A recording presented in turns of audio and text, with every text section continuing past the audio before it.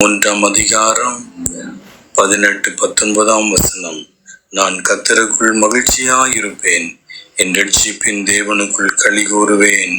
ஆண்டவராகிய கர்த்தர் என் பலன், அவர் என் கால்களை மான் கால்களைப் போலாக்கி உயரமான ஸ்தலங்களில் என்னை நடக்க பண்ணுவார். ஆமென். ஆண்டவருக்கு மகிமை உண்டாவதாக.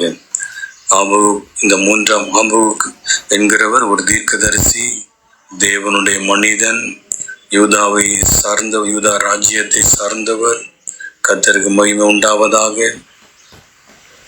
அவர் 3 அதிகாரங்கள் எழுதியிருக்கிறார். ஜெப சங்கீதமாக இதை எழுதியிருக்கிறார். தேசத்தை பார்த்து, ஜனங்களுடைய அக்கிரமங்களை பார்த்து அவர்களை ஆண்டவரண்டை கொண்டு வரும்படி தீர்க்க தரிசனங்களை சொல்லுகிறார். ஆண்டவருக்கு மகிமை உண்டாவதாக.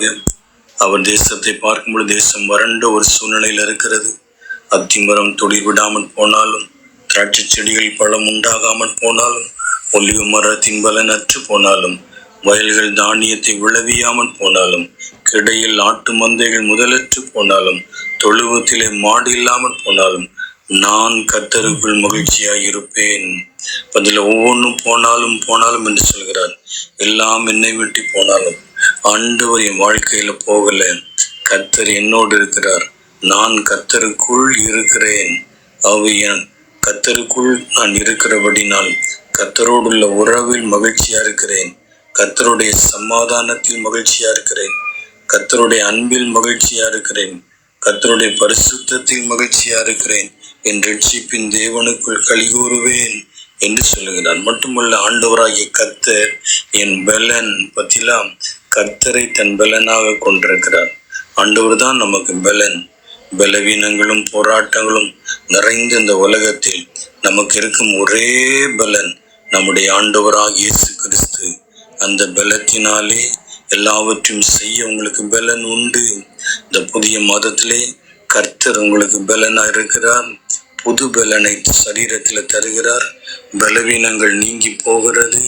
வியாதியின் கட்டுகள் இயேசுவின் நாமத்தில் மறைகிறது. ஒரு புதிய தெய்வீக சுகம், தேவ பலன் உங்க சரீரங்கள்ல இறங்கி வருகிறது. தொடர்ந்து சொல்கிறார், அவர் என் கால்களை மான் கால்களை போலாக்கி என்று சொல்கிறான். பதில தன்னுடைய கால்களை மான் கால்களை போல ஆக்குகிறான். மான் கால்கள் எப்படிப்பட்டது? மான்களின் கால்கள் உறுதியானது, பலமானது, காடுகளையும் மலைகளையும் தாண்டி செல்லக்கூடியது, களைப்பில்லாமல் போகக்கூடியது.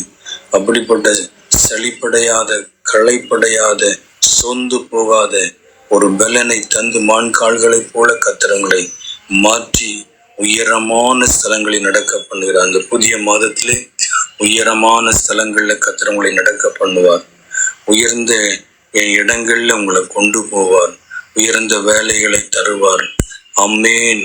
வருமானத்தில் உயர்வு, வேலையில ஒரு உயர்வு, வாழ்க்கையில நல்ல ஒரு உயர்வான அனுபவங்கள்ல நம்மை நடக்க பண்ணுவார் என்று கத்து பண்ணுகிறார். பிரியமானவர்களே, மனம் கலங்க வேண்டாம். கர்த்தர் உங்களுக்கு பலனா இருக்கிறார். ஆகவே எல்லா பலவீனங்களும் நீங்கி போகிறது.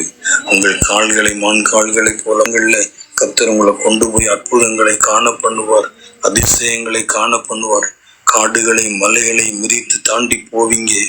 எந்த போராட்டத்தை சகிக்க முடியலையோ, தாண்டி போக முடியாமல் தடுமாறுகிறீங்களோ, அதை தாண்டி போக வேண்டிய பலன் இப்போ நெருக்கங்களையும் கஷ்டங்களையும் ஓவர் கம் பண்ணி போகக்கூடிய கர்த்தருடைய பலன் இப்பொழுது இறங்கி வருகிறது. உயரமான இடங்களை கடந்து போவீங்க. உயரமான இடங்கள்ல கர்த்தர் உங்களை கொண்டு போய் நிறுத்துவார், ஆசீர்வதிப்பார், பலப்படுத்துவார், உயர்த்துவார். சிறப்பாய், நன்மையாய், மகிமையாய் கர்த்தர் நடத்த போகிறார் இந்த ஜூலை மாதத்தில். ஆமென். அன்பின் பிதாவே, உம்மை நோக்கி வேண்டிக் கொள்கிறோம். இயேசுவே, ஆபகுக் தீர்க்கதரிசி சொன்னது போல நான் கர்த்தருக்குள் மகிழ்ச்சியா இருப்பேன். எது இருக்குதோ இல்லையோ, எது கிடைக்குதோ கிடைக்கலையோ, எது நடந்ததோ நடக்கலையோ, கர்த்தர் எனக்குள்ள இருக்கிறார். நான் கர்த்தருக்குள் இருக்கிறேன். இந்த ஹோலி ரிலேஷன்ஷிப், இந்த பரிசுத்தமான உறவில் நான் மகிழ்ச்சியாக இருப்பேன். என் இரட்சிப்பின் தேவனுக்குள் களி கூறுவேன். கர்த்தருக்குள்ளான வாழ்க்கை தான் மகிழ்ச்சியும் களிகூறுதலும் சமாதானம் நிறைந்தது. கர்த்தருக்கு வெளியில வாழ்கிற வாழ்க்கை நரகம் போல் உள்ள வாழ்க்கை. எவ்வளவு பணம் இருந்தாலும், சொத்து இருந்தாலும், சொந்தக்காரங்க இருந்தாலும், வசதிகள் இருந்தாலும், ஆண்டவருக்கு வெளியில வாழ்கிற வாழ்க்கையில நிலை, சந்தோஷம் இல்லை, டென்ஷன், டிப்ரெஷன், கன்ஃபியூஷன், இப்படிப்பட்ட ஒரு நிலையில மக்கள் இருக்கிறாங்க. ஆனா ஆண்டவருக்குள்ளாக ஒரு மனிதன் ஒருவர் இயேசு கிறிஸ்துவை ஏற்றுக்கொண்டு ஆண்டவருக்குள்ளாக தங்களை ஒப்பு கொடுத்து வாழ்கிற அந்த வாழ்க்கையில இயேசு கிறிஸ்து யாருடைய வாழ்க்கையில, யாருடைய மனசுல இருக்கிறாரோ அவங்களுடைய வாழ்க்கையில மகிழ்ச்சியும், சந்தோஷமும், சமாதானமும், பரிசுத்தமும், நன்மையும், கிருபையும் பரிபூரணமாய் உண்டாயிருக்கும். பிரியமானவர்களே, அப்படிப்பட்ட அற்புதமான ஆசீர்வாதமான வாழ்க்கைக்கு ஆண்டவர் உங்களை அழைக்கிறார். கர்த்தருக்கு மகிமை உண்டாவதாக. ஒவ்வொருவருக்காய் ஜெபம் பண்ணுகிறோம். ஆண்டவரே, எல்லாருமே நம்முடைய கிருபை பெருகட்டும், நம்முடைய ஆசீர்வாதத்தின் கரம் இறங்கட்டும். இந்த புதிய மாதத்தில் நம்முடைய பிள்ளைகள் செய்கிற வேலைகள், பண்ணுகிற பிரயாணங்கள், எடுக்கிற முயற்சிகள், நம்முடைய தீர்மானங்கள் ஒவ்வொன்றிலும் உடைய ஆசீர்வாதம் உண்டாயிருப்பதாக இயேசுவின் ரத்தம் தெளிக்கிறோம், இயேசுவின் ரத்தம் தெளிக்கிறோம். எல்லாருடைய சரீரங்கள், ஆத்மாவில் இயேசுவின் ரத்தம் தெளிக்கிறோம். தெய்வ சமாதானம் ஆளுகை செய்யட்டும். ஆண்டவரே, புதிய கிருபைகள் தாங்க, புது பலத்தினால் நிரப்புங்க, புதிய வழிகளை காண்பீங்க. கர்த்தருக்கு ஸ்தோத்திரங்களை ஆசீர்வைத்து உயர்த்துங்க நாதா. ஆண்டவருக்கு ஸ்தோத்திரம், ஸ்தோத்திரம், ஸ்தோத்திரம்.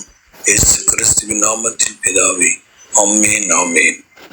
கர்த்தருடைய கிருபை உங்களோடு இருப்பதாக. ஆமென், ஆமென்.